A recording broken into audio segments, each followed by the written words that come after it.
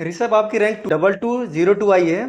तो इसके पीछे पूछेंगे हम, क्या पढ़ाई किए थे आप, और सिनर्जी में जैसा कि आपने बताया कि आपका प्लेसमेंट हुआ था, डीएनएस कोर्स के लिए एचआईएमटी में जा रहे हैं, तो वो भी पूछेंगे। तो सबसे पहले यही बताइए कि सिनर्जी ने आपसे क्या पूछा था। लगभग 3 साल हो गए मुझे क्लास 12th किए हुए। अच्छा। तो फिजिक्स केमिस्ट्री में मुझे ऐसा था कि मेरे पास टाइम नहीं है ज़्यादा, 3 से 4 महीने हैं। तो मुझे ऐसा था कि मुझे इसमें थोड़ा सा प्रॉब्लम आने वाली है। तो मैंने वो उसके बाद उन्होंने मुझे इंटरव्यू के लिए कोलकाता बुलाया था। कोलकाता में इंटरव्यू मेरा लगभग 20 से 25 मिनट चला।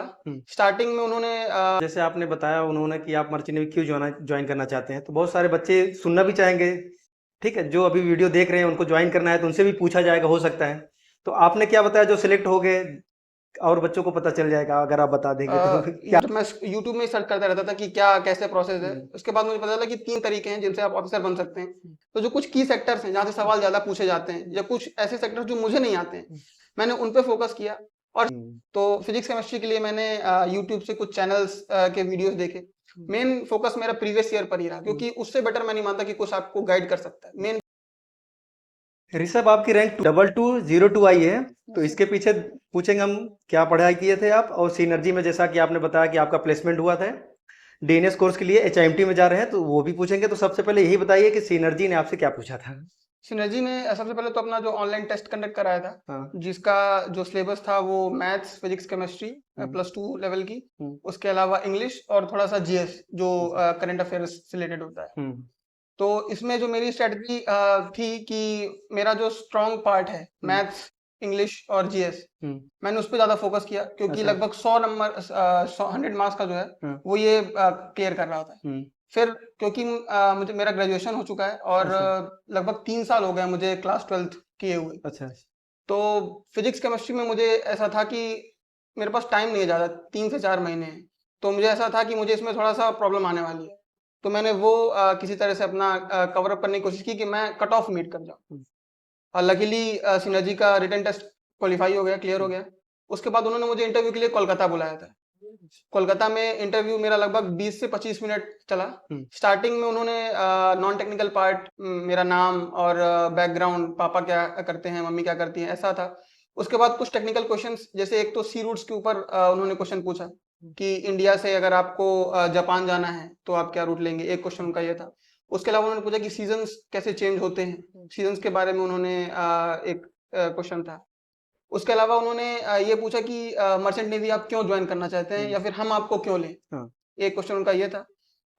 बाकी कुछ फिजिक्स के 1-2 लॉ पूछे उन्होंने, और फिर मेरा इंटरव्यू उन्होंने खत्म कर दिया था। अच्छा, तो जैसे आपने बताया उन्होंने कि आप मर्चेंट नेवी क्यों ज्वाइन करना चाहते हैं, तो बहुत सारे बच्चे सुनना भी चाहेंगे। ठीक है, जो अभी वीडियो देख रहे हैं उनको ज्वाइन करना है, तो उनसे भी पूछा जाएगा, हो सकता है। तो आपने क्या बताया जो सिलेक्ट हो गए, और बच्चों को पता चल जाएगा अगर आप बता देंगे तो क्या मेरा आपने बताया। मेरा सर हमेशा से एम था कि मुझे एयर फोर्स ज्वाइन करना है। अच्छा। अच्छा। मैंने मर्चेंट नेवी के बारे में क्लास 12 तक सुना था, पर मेरा ऐसा कभी ये नहीं था कि एम नहीं है कि मैं मर्चेंट नेवी में जाऊंगा। मैं एनडीए क्लियर करके इंडियन एयरफोर्स में जाना चाहता था। एनडीए मैंने क्लास 12 के बाद 2 बार रिटर्न क्वालिफाई किया। 2 बार रिटर्न क्वालिफाई किया, लेकिन इंटरव्यू नहीं क्लियर हुआ मेरा, एसएसबी दोनों बार नहीं क्लियर हुआ। तो वहां से एनडी क्लास +2 एंट्री हो नहीं पाई। उसके बाद मैंने सोचा मैं छोड़ूंगा नहीं इसे, ग्रेजुएशन करूंगा, ग्रेजुएशन के बाद सीडीएस और एफकैट के थ्रू फिर से ट्राई करूंगा। तो वही मैंने अपना वो रखा, और फिर से मैं ग्रेजुएशन करके, दिल्ली यूनिवर्सिटी से मेरा ग्रेजुएशन है, और फिर से मैंने एफकैट का पेपर दिया। पहले ही अटेम्प्ट मेरा क्लियर हो गया, और लकीली इंटरव्यू भी क्लियर हो गया। ऑल इंडिया रैंक 93 थी मेरी एफकैट में, और मेडिकल भी क्लियर हो गया था, मैं ज्वाइन करने वाला था। लेकिन घर में जब मैं था, तो कुछ लापरवाही के कारण सीढ़ियों से मैं गिर गया, लगभग 20 फुट की ऊंचाई से। उसके पहले भी मुझे हार्निया की प्रॉब्लम थी, जो मैंने सर्जरी की करवा ली थी।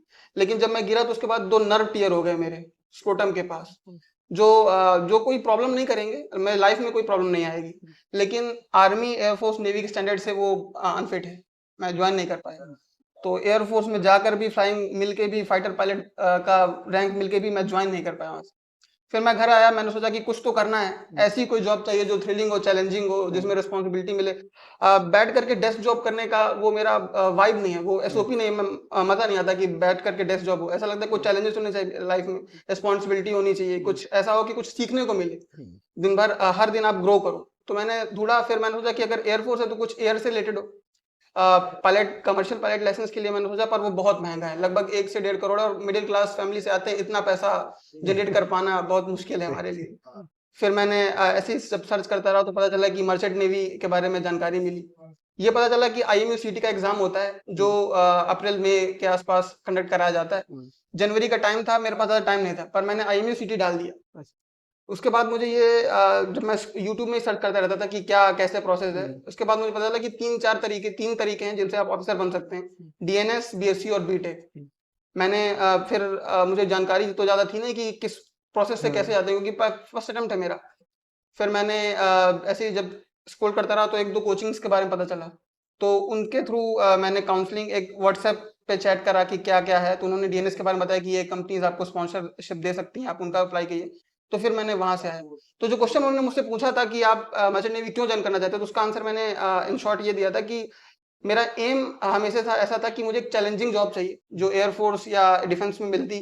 मैं वो करने के लिए गया, पर अनफॉर्चुनेटली नहीं हो पाया वहाँ पर। तो मैंने कुछ ऐसा ही चाहिए जहाँ पर मैं अपना पोटेंशियल दिखा सकूँ, शो कर सकूँ कि मेरे अंदर क्या कैपेबिलिटी है, कितना पोटेंशियल है, और हर दिन ग्रो करके न सिर्फ अपना और जिनके लिए मैं काम कर रहा हूँ उनका भी नाम बढ़ा सकूँ। तो ये मैंने आंसर सब वहाँ पर दिया था। अच्छा, तो जो आपने बताया कि एयरफोर्स में आपका हो गया था, तो उसके बारे में थोड़ा बताएंगे कि एयरफोर्स जब भी छोड़ के आए आप, मतलब सर। छोड़ के क्या आए कि जब भी आपको लगा कि एक पॉइंट पे कि भाई इसमें तो नहीं हो गया, इसमें से मैं आउट हो गया, जैसे कुछ दिन ट्रेनिंग की थी आपने वहाँ पे कि? कुछ ट्रेनिंग नहीं जा पाया था। अच्छा ट्रेनिंग अच्छा जाने से पहले ही अच्छा। जनवरी में हमारी ज्वाइनिंग थी, 25 जनवरी। मेरी चोट लगभग मुझे 31-32 दिसंबर को लगी। फिर मैं जा नहीं पाया। मैं अकेडमी तक गया था, उन्होंने मेरा री मेडिकल होता है, अकेडमी ज्वाइन करने के पहले फिर से आपका एक री मेडिकल होता है। उस री मेडिकल में उन्होंने मुझे आउट कर दिया। उन्होंने मुझे री मेडिकल के लिए टाइम दिया था 45 दिन, पर जब मैंने बाहर डॉक्टर्स को दिखाया तो उन्होंने कहा ये परमानेंट है, ये परमानेंट रिजेक्शन है, आप किसी भी फील्ड को डिफेंस की ज्वाइन नहीं कर सकते। तो उस टाइम जब भी घर वालों को पता चला या आपको लगा, तो आपका जैसे सपना था है कि नहीं, यस सर।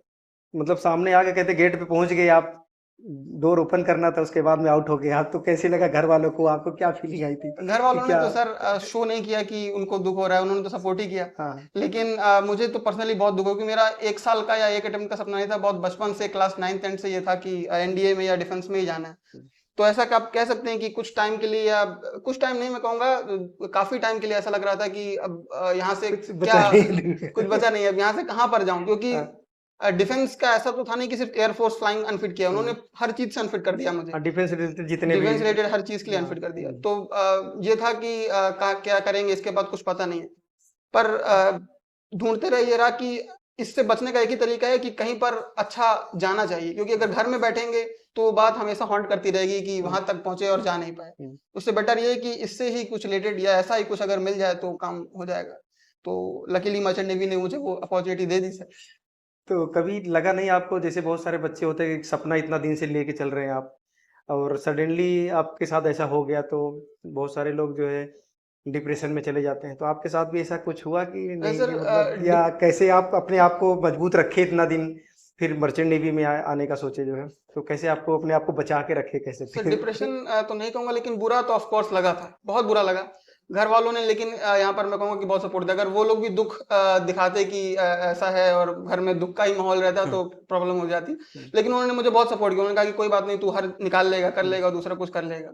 और डिप्रेशन का सर मैं ऐसा मानता हूँ कि आपको तब ज़्यादा लगेगा जब आप उस चीज़ को लेकर के बैठे ही रहोगे। मैंने क्योंकि जनवरी के लगभग मुझे मिड में पता चल गया था कि मैं नहीं जा पाऊँगा, अब कुछ नहीं हो सकता यहाँ से आगे। उसी टाइम के आसपास मुझे 10-15 दिन में फरवरी स्टार्ट होने से पहले मर्चेंट नेवी के बारे में पता चल गया, और मुझे ये भी पता चल गया कि फिजिक्स केमिस्ट्री मेरी थोड़ा-सा वीक हो जाएगी यहाँ पे। तो मैंने अपना वो टाइम जहाँ मैं बैठ के अकेले बैठ के सोचता कि एयरफोर्स में नहीं हुआ और दुःख मनाता, वो टाइम मैंने अपनी प्रिपरेशन में लगा दिया। तो मैं उस बारे में ज़्यादा सोच नहीं पाया। बाकी दुःख तो थोड़ा-सा राज भी है, क्योंकि मेरा वो पहला सपना था, लेकिन ऐसा नहीं है सर। डिप्रेशन, मैं मानता हूँ कि अगर आप डिप्रेशन में एक बार चले गए और आप उस चीज़ को लेकर के बैठ गए, तो फिर आप अपना पोटेंशियल खो दोगे, फिर आगे आप बढ़ नहीं पाओगे। तो उससे सबसे बेटर ऑप्शन मैं जो ये कहूँगा कि आप दूसरा कुछ ढूँढिए, काम पर लगे रहिए। तो अच्छा, जैसे आपका जब भी हो गया, क्लियर हो गया कि एमसीटी अब करना है, मर्चेंट नेवी में जाना है, तो आप फिर पढ़ाई, आप काफ़ी जैसे बता रहे 3 साल पहले छूट गई थी हाँ। हमारी, तो उसके बाद में कैसे आपने स्ट्रेटेजी क्या बनाई, या फिर क्या आपका टाइमिंग था पढ़ने का?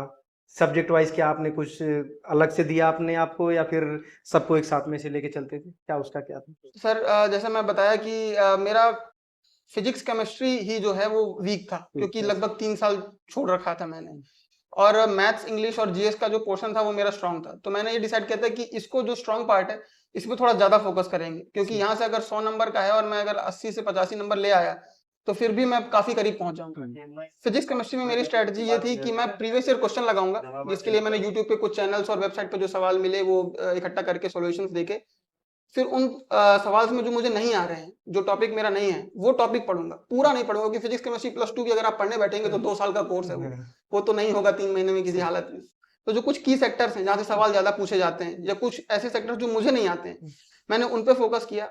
और शायद फिजिक्स केमिस्ट्री का मार्क्स मैंने ये भी सोचा कि अगर मुझे 50% या 35-40% मार्क्स लाने हैं, कट ऑफ मीट हो जाएगी। मेरा मेन पर्पस ये है कि भले रैंक ऑल इंडिया रैंक 1 ना आए, लेकिन क्लियर इसी टाइम पर होना चाहिए, क्योंकि अगर मैं बैठा रह गया घर में तो फिर प्रॉब्लम हो जाएगी। तो फिजिक्स केमिस्ट्री के लिए मैंने यूट्यूब से कुछ चैनल्स के वीडियोस देखे। मेन फोकस मेरा प्रीवियस ईयर पर ही रहा, क्योंकि उससे बेटर मैं नहीं मानता कि कुछ आपको गाइड कर सकता है। मेन प्रीवियस ईयर है। ऋषभ, आपने तो बहुत अच्छी बात कही कि जो आपका स्ट्रांग था वही को आप स्ट्रांग और कर रहे थे, पढ़ रहे थे, रिवीजन कर रहे थे। बहुत सारे बच्चे ऐसे जो नहीं आ रहा पहले उसी को पढ़ रहे हैं, पता चला लास्ट टाइम ऐसा होता है कि जो आ रहा है उसका वही छूट गया। तो आपका जब भी क्वेश्चन आया, जब भी आप एमसीटी देने गए, तो आपने कैसे अटेम्प्ट चालू किया? कि स्टार्टिंग से कर किया कि आपको जो पहले आ रहा था उसको करते के बाद में जो नहीं आ रहा था उसको छोड़ दिया? क्या किया उसके आईएमसीटी लिए? में जब मैंने ऑनलाइन पेपर टेस्ट खोला में बैठे, हाँ। तो दो सेक्शन थे उसमें। हाँ। एक फिजिक्स केमिस्ट्री मैथ का था, हाँ। उसके नीचे एक इंग्लिश जीएस ये वाला सेक्शन था। हाँ। तो मैं तो घर से ही प्रिपेयर हो गया था कि जो मेरा स्ट्रांग पार्ट है पहले वो करना है, क्योंकि वो करने के बाद जो टाइम बचेगा वो टाइम मैं दूंगा दूसरे पे। हाँ। बाकी क्योंकि ये मुझे पता है कि अगर मुझे जो आता है सवाल, ये वाला सेक्शन है, ये मैं जल्दी निपटा दूंगा। आधा घंटा, 40 मिनट, 45 मिनट जितना भी मुझे लगेगा, उसके बाद मेरे पास टाइम होगा तो कॉन्फिडेंस भी आ जाता है। हाँ। और सवाल करने के लिए आपके पास टाइम भी, क्योंकि यार पहले ही फिजिक्स ये मैं उनके लिए भी कहूंगा जिनको नहीं, जिनका फिजिक्स केमिस्ट्री स्ट्रांग है, क्योंकि कई बार ऐसा होता है कि फिजिक्स केमिस्ट्री के सवाल बहुत लेंदी हो जाते हैं। आता है आपको, आप कर देंगे, लेकिन बात टाइम की है। तो मैंने पहले अपना जो सेक्शन 2 था वो कंप्लीट किया। वो करने के बाद मेरे पास टाइम काफी था, और फिर मैंने फिजिक्स केमिस्ट्री के सवाल अटेम्प्ट करना चालू किए।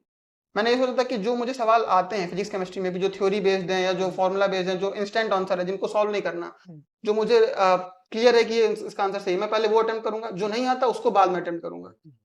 मैंने जब ये अटेम्प्ट किया तो मैंने देखा कि लगभग 200 में से मैंने 163-164 क्वेश्चन कर दिए हैं। अच्छा, अटेम्प्ट इतना कर अटेम्प्ट कर दिया। तो मुझे लगा कि इसके बाद अब ज्यादा किसी में दिमाग लगाने की जरूरत है नहीं। मैंने और 2-4 क्वेश्चनों में किया, लगभग एक 170 के आसपास अटेम्प्ट किए। फिर मुझे ये कंफर्म था कि इसके बाद अब इसमें हो जाएगा, क्योंकि अगर इतना मैं 100% करके आ रहा हूँ तो फिर इसके बाद हो जाना चाहिए। हाँ, जो कि ये कॉन्फिडेंस है ना, ये तो सही है। ये तो फिर ज्यादा सोचने की जरूरत ही नहीं पड़ी। Yes. तो ऋषभ, आपका जैसे आप बता रहे थे कि आपके फैमिली बैकग्राउंड में कोई मर्चेंट नेवी में नहीं है, नहीं। तो जब भी आपने घर वालों को बताया कि हमको चलो इधर नहीं हुआ तो अब मर्चेंट नेवी में जाना है हमको, तो घर वालों का क्या रिएक्शन था कि जाइए नहीं जाइए? क्या कुछ पता था, उनको आइडिया था कि कुछ सर आपने मेरे बताया होगा? घर में तो कोई भी मर्चेंट नेवी से रिलेटेड कोई भी कहीं पर दूर दूर तक नहीं है। तो उनको तो बिल्कुल भी आइडिया नहीं है कि ये जॉब कैसी है। उनको ना ये पता, उनको तो ऐसा लगता है कि ये नेवी ही है। उनको ऐसा लगता है कि ये डिफेंस का ही कोई पार्ट है। और समझाया मैंने बहुत बाद में, उन्हें बताया कि इसमें ऐसा है, ये नेवी नहीं है, ऐसा है। तो अब तो उनको कुछ आइडिया हो गया है। लेकिन ना उनको पता था, ना मुझे भी स्टार्टिंग में कुछ आइडिया नहीं था कि मर्चेंट नेवी कैसे काम करती है। जहां तक उनके सपोर्ट की बात है तो मैं ये मानता हूँ कि उन्होंने मुझे कभी किसी काम करने से रोका नहीं है कि ये तू इस जगह मत जा। उन्होंने कहा कि अगर जहाँ तेरा पे इंटरेस्ट है तो उस चीज को कर। सपोर्ट उन्होंने हमेशा किया है। तो मैंने उन्हें जब बताया कि मैं मर्चेंट नेवी का फॉर्म डाल रहा हूँ, मर्चेंट नेवी करने की कोशिश कर रहा हूँ, तो उन्होंने सपोर्ट ही किया कि जो तुम्हारा इच्छा है, जो तुम्हारा मन है वो करो। जब जो भी करेंगे, जो तो हमारा तरफ से जो तुम्हें चाहिए वो हम तुम्हारा हेल्प जरूर करेंगे। उन्हें पता नहीं था कि क्या है, लेकिन फिर भी उन्होंने सपोर्ट किया। फिर जब हो गया, मैंने उन्हें अच्छे से बताया कि इसमें ऐसा होता है, इसमें ऐसा है, तब उनको अब कुछ थोड़ा जाकर के आइडिया है कि ये क्या है। तो मर्चेंट नेवी के बारे में अब जितना मुझे नॉलेज है, लगभग थोड़ा बहुत ही उन्हें उतना ही नॉलेज है।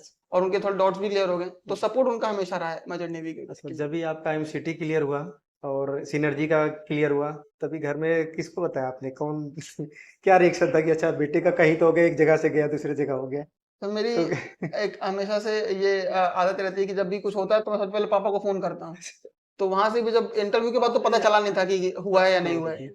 फिर भी लेकिन इंटरव्यू मेरा 25 मिनट चला था, और जो भी मैंने आंसर दिए थे मुझे था कि क्लियर है, सही दिया है। तो मैंने वहां से निकल के पापा को ही बताया सबसे पहले कि ऐसा हो गया। और जब इनका रिजल्ट आया था, मेल आया था हमें कि शॉर्टलिस्ट कर लिया गया है, तब तो पापा घर पे ही थे, मम्मी भी घर पे ही थी। तो दोनों को साथ ही बताया था, और बहुत खुश थे दोनों। उन्होंने बहुत हमेशा वही सपोर्ट ही किया। वो खुशी में हमेशा खुशी रहे। उन्होंने कभी ये नहीं किया कि ये काम तू मत कर। हमेशा जो उनको नॉलेज में है, जो उनको लगता है कि ये बहुत गलत है, तो उन्होंने वो समझाया। बाकी जो मैं करना चाहता हूँ तो उन्होंने कर दिया। अच्छा ऋषभ, एक और क्वेश्चन पूछेंगे।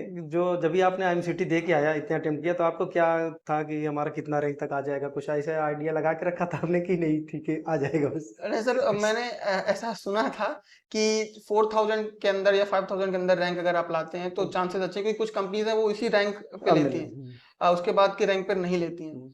तो मेरा ये हमेशा से एम था कि इसके अंदर तो आना चाहिए।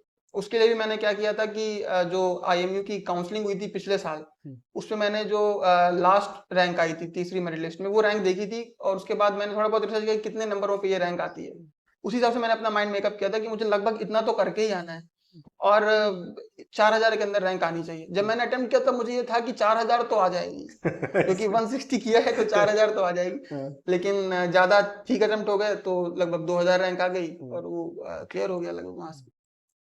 तो अच्छा, तो एक चीज़ और पूछेंगे। जैसे आपने आईएमसीटी मर्चेंट नेवी से रिलेटेड कोई भी अलग से तैयारी नहीं की हाँ, पहले से, तो जो बच्चे देख रहे हैं अभी वीडियो हमारा अपना, तो जिनको इस साल देना है 2026 में आईएमसीटी देना है, या 11th में अगले साल देंगे, या जिनका इस साल नहीं हो पाया, तो उनको क्या बताएंगे कि आपको बिना कहीं कोचिंग से कर सकते हैं या नहीं कर सकते?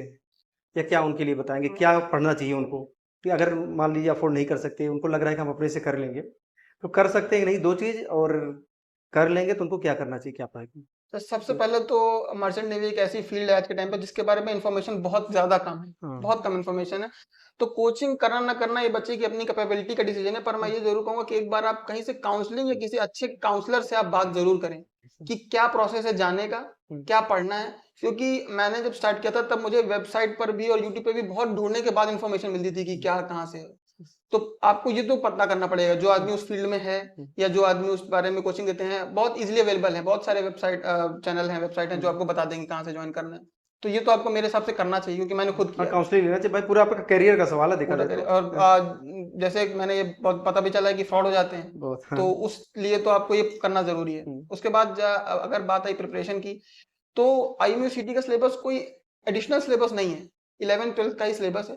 एडिशनल जीएस आ जाती है, क्योंकि अगर आप साइंस साइड हो तो आप जीएस नहीं पढ़ते हो। और इंग्लिश तो मैंडेटरी है, इंग्लिश में स्कोर भी अच्छा करा है। और मेरा ऐसा मानना है कि 60% इनका एलिजिबिलिटी क्राइटेरिया है, जो बच्चा उतना स्कोर करता है उसका हो जाना चाहिए।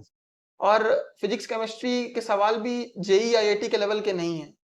यहाँ पर ये बात मैंने कई लोगों से सुनी और मैं खुद भी बिलीव करता हूँ कि इंटेलिजेंस से ज्यादा बच्चे को डिलीजेंट होना चाहिए। आपके पास दिमाग नहीं है चलेगा, लेकिन मेहनती होना चाहिए। अगर आप कर रहे हैं, करते रहेंगे तो हो जाएगा। एक अटेम्प्ट में नहीं होगा, दूसरे में होगा, हो जाएगा। तो कोचिंग लेना ना लेना ये बच्चे का खुद, अगर उसको लगता है कि मुझे कोई सेक्टर ऐसा है, सेक्शन ऐसा है जो बहुत ज्यादा वीक है, और वीक सेक्शंस कई बार ऐसे होते हैं, फिजिक्स केमिस्ट्री ऐसा सेक्शन है कि आप खुद से पढ़ोगे तो जब खुद को आता ही नहीं है तो कितना पढ़ के आप उसे ग्रेस्प कर लोगे। तो कोचिंग ले लेनी चाहिए, क्योंकि करियर का सवाल है। और आज आप कह लेंगे कि फॉर्म्स कम पड़ते हैं, पर मुझे ऐसा लगता है कि कंपटीशन बढ़ गया है और आगे भी बढ़ेगा, बढ़ेगा बढ़ेगा, फील्ड पता एक्सपोनेंशियली बढ़ चला धीरे जाएगा। धीरे ना। क्योंकि लोगों के अंदर इस फील्ड के लेकर के अवेयरनेस बढ़ी है और लोग आ रहे हैं, तो बढ़ेगा। तो कोचिंग, अगर आपको लगता है कि मुझे कोई सेक्शन बहुत वीक है, कोई सब्जेक्ट ही वीक हो गया है मेरा, तो ले लेना चाहिए, क्योंकि वो आपको गाइडेड डेली प्रैक्टिस कराएंगे और वो करा देंगे तो वो हो जाएगा। उसके अलावा मेरा जो स्ट्रेटेजी रहेगी किसी को भी, तो वो ये है कि जो आपका स्ट्रांग पार्ट है उसको तो जरूर पकड़ के रखना चाहिए।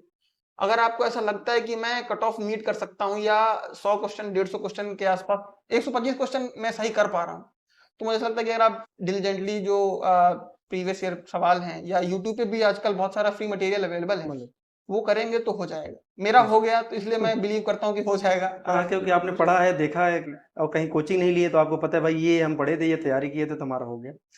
अच्छा, तो दो तीन चीजें अगर आप बताना चाहें, जैसे हम पूछेंगे आपसे, ठीक है, कि आपने क्या देखा मर्चेंट नेवी में जो आए? ऐसे तो देख के नहीं आगे कि हाँ मर्चेंट नेवी है, एयरफोर्स में आपका नहीं हुआ किसी कारण से तो मर्चेंट नेवी में जा रहे हैं, तो कुछ चीजें देखी होगी अच्छी कि हमें अच्छा ये अच्छा ये अच्छा ये इसके लिए हम जा रहे हैं, तो क्या देखा आपने?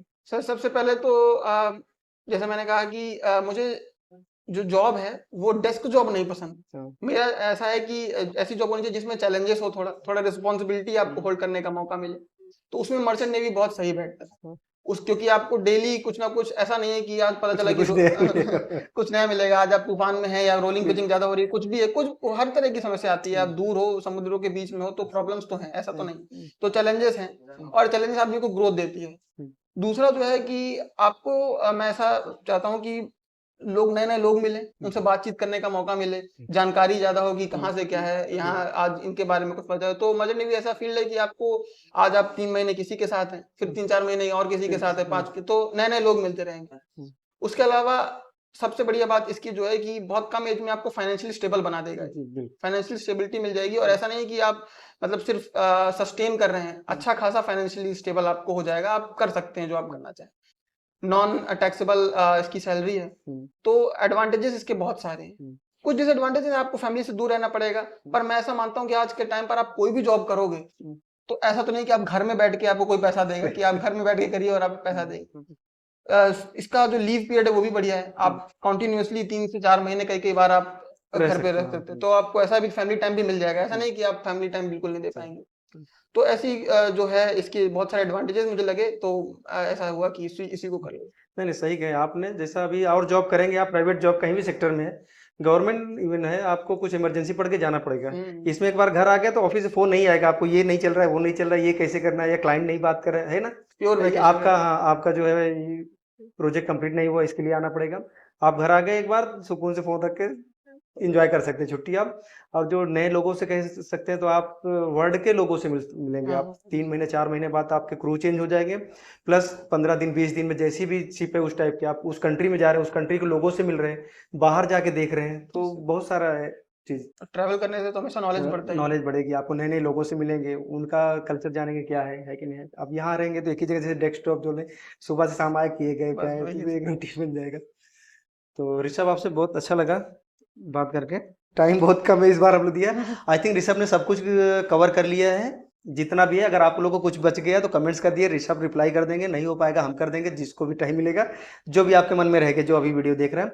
ऋषभ, 2 बात और बता दीजिए जो आपको मोटिवेटेड करते हो, और जो बंदे देख रहे हैं उनको मोटिवेट करेंगे, कि जैसे आपका नहीं हुआ, आपको इतना इंजरी हुई, लाइफ में इतना फेस देखे, फिर भी आप मर्चेंट नेवी में आए, तो कुछ बता दीजिए ऐसे, क्या क्या बोलना चाहेंगे कि सबसे पहले तो मैं ये कहूंगा कि लाइफ में कभी भी हार नहीं माननी चाहिए किसी को भी, क्योंकि मुझे ऐसा लगता है कि अगर आप किसी एक चीज को पकड़ के बैठ गए तो स्टक हो जाओगे लाइफ में, और लाइफ का कुछ पता नहीं कि कितनी है आपके पास, और कितना आप, अगर आप इसके बाद कुछ है या नहीं है। तो मुझे ऐसा लगता है कि ग्रोथ इंसान के लिए बहुत जरूरी है। अगर आप एक ही जगह पे रह गए, या आप एक चीज को पकड़ के बैठ गए कि इसमें नहीं हुआ अब तो सब खत्म है, ऐसा नहीं है। अगर जैसे मेरा केस था कि मेडिकली अनफिट हुए, तो ये तो हमारे हाथ में तो बात ही नहीं है। जो हमारे कैपेबिलिटी की बात थी, नॉलेज की बात थी, वो तो सब किया। इसका मतलब अपनी जो एबिलिटी है उस पर आदमी को फोकस करना चाहिए कि मैं ये काम कर सकता हूँ, मैंने एक बार किया है, दोबारा भी हो जाएगा। डिप्रेशन में अगर आप चले गए तो फिर वहां से बैक कुछ नहीं है। और जो मुझे सबसे ज्यादा मोटिवेट अगर कोई चीज लाइफ में करती है, वो ये करती है कि मैं ऐसा मानता हूँ, लोग कहते हैं कि लालच नहीं होना चाहिए, मैं ऐसा मानता हूँ लालच होना चाहिए, क्योंकि नहीं होगा तो आप संतोष कर लेंगे, फिर आप आगे नहीं बढ़ पाएंगे। तो मेरे अंदर हमेशा ये रहता है कि मुझे जो मिला है इससे ये नहीं, और ज्यादा चाहिए, इसके बाद और आगे बढ़ना है। तो मेरे अंदर हमेशा ये रहता है कि और आगे दिन प्रतिदिन जाते रहे। Thank you Rishabh, civil updates में आने के लिए। हम कोशिश करेंगे कि आपकी ट्रेनिंग पूरी हो जाएगी तो जरूर एक बार करेंगे हम लोग फिर, है ना। आपके फ्यूचर के लिए बेस्ट ऑफ लक है। Thank you sir. सिनर्जी के साथ अच्छा रहिए, ट्रेनिंग में अच्छा करिए, और अपनी लाइफ में अच्छा करिए। Thank you, bye bye, take care, thank you, जय हिंद।